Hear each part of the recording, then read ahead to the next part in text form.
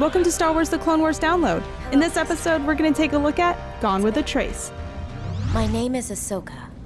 Lovely name, Ahsoka. Fresh from walking away from the Jedi Council and the life she once knew, Ahsoka makes her way to the lower levels of Coruscant, crash landing onto a platform on level 1313.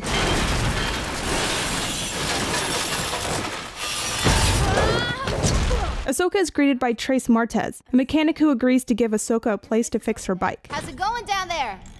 Need any help? Not if you're gonna charge me. After hearing how Trace feels about the Jedi, Ahsoka chooses to keep her past a secret, but steps in to help when Trace and her sister Rafa get in over their heads. Back!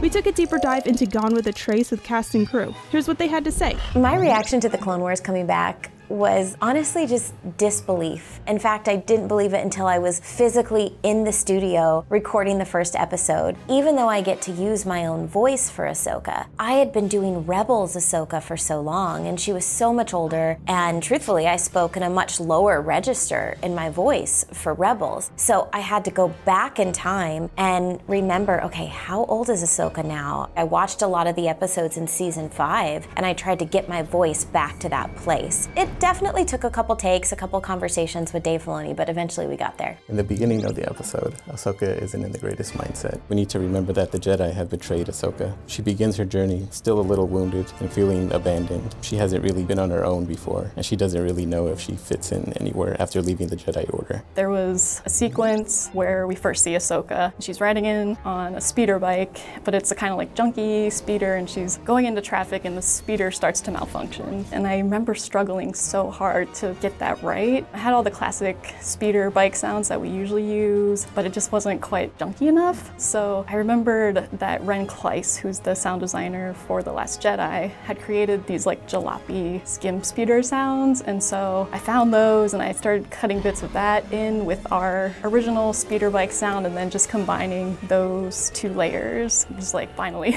that scene was working. We were really applying ourselves to that underworld, and we tried to build on that underworld. So we built our muscle on the early Clone Wars, so we had a lot to reference. But then we needed this Trace and Rafa area. So for me, that garage for Trace and Rafa needed to feel like, you know, it's not flattering, it's a service area. So we needed to separate that out quite a bit from what everyone knows of 1313. This is Trace and Rafa's little world. Trace and Rafa are two girls that live in the underworld of Coruscant. They represent kind of the average citizen that's going about their daily lives, and I wanted to show that in many ways the Jedi were out of touch with those people, that Ahsoka's taught that they're keepers of the peace and that they have this great job and that they police the galaxy, but they've gotten so top-heavy that they don't even realize that most of what they're doing isn't helping the average person, and that the average person has no contact with the Jedi Knight. The average person really doesn't know what they do, and from afar it can seem like they're not actually doing a lot of things to help them. When Ahsoka meets Trace and Rafa, her eyes are truly opened to meet girls her age that have a completely different life experience from her. Truthfully, it kind of rocks her world. She has no idea how other people live their life and that they look at Jedi in a different way than she does. But you know, Ahsoka was already questioning the Jedi. So to hear these other opinions, it's really eye-opening to Ahsoka. Trace is the younger, slightly more naive but ambitious Ahsoka, and Rafa is the potential, slightly bitter, going dark, doing whatever it takes to achieve an end possibility of who Ahsoka could become. So they represent two different possible characters that Ahsoka could be at this crossroads in her life. Really, I think Ahsoka, as a young person, wants to fit in, and her worldview is getting challenged by these two girls. And her worldview was just kind of broken by the Jedi. So what does she do and where is that going to end her up? And those were the questions that I wanted to kind of attack as we see her making these life decisions heading towards the end of the war. Last week we asked for your questions about unfinished business. @Deadzilla asked, what was the design process for Clone Force 99? I noticed that Hunter has a very Rambo-like look to him. Killian Plunkett, art director, answered, the Bad Batch are a squad of Republic commandos, and that was the starting point for their armor. They were meant to feel closer to the archetypal 80s action heroes than the regular clones. Both the mullet and the headband were staples of the era. These classic elements help signify Hunter as the team's leader.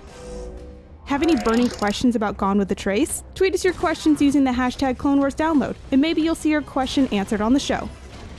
Want to learn more about this episode? Head to StarWars.com/GoneWithATrace to check out the episode guide. And don't forget to check back next week for our deep dive into Deal, No Deal.